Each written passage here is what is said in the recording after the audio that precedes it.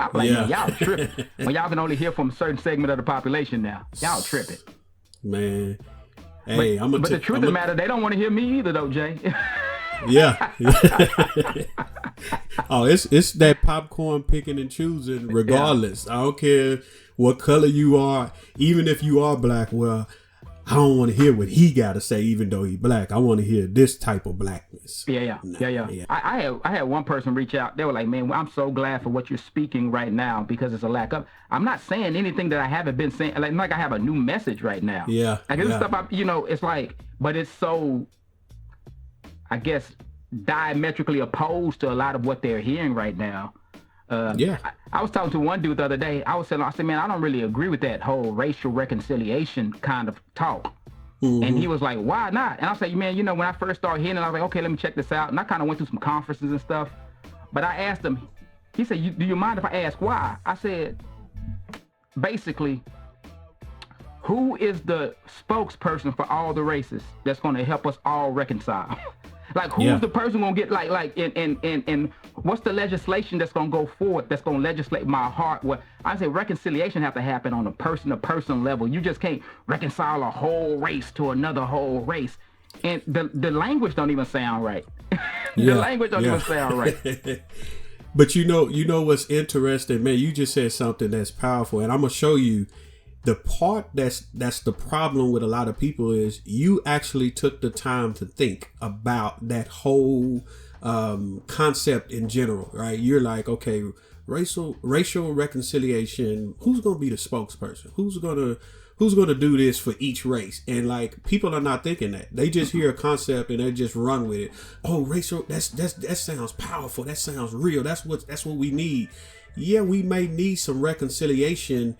But as believers, and people don't like when you take them back to the word. But what in the word is where we are. That's what I'm talking about. Tell me what the Bible says. Tell me what the Bible says.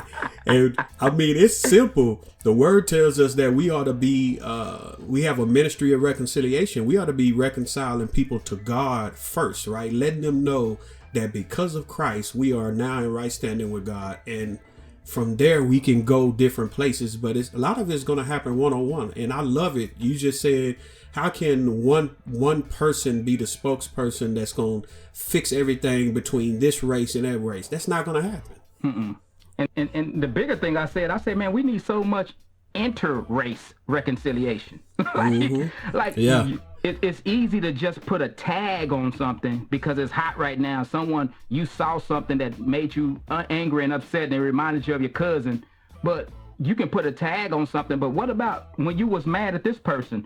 What kind of reconciliation needs to happen there, right? You just can't wholesale say that every white person and every black person needs to come together and sit down and just have a conversation. It ain't gonna happen. That makes no sense. You don't approach any other relationship in the world that way.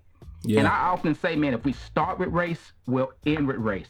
So how about we start with, you were a jerk to this person. These people need to get it together.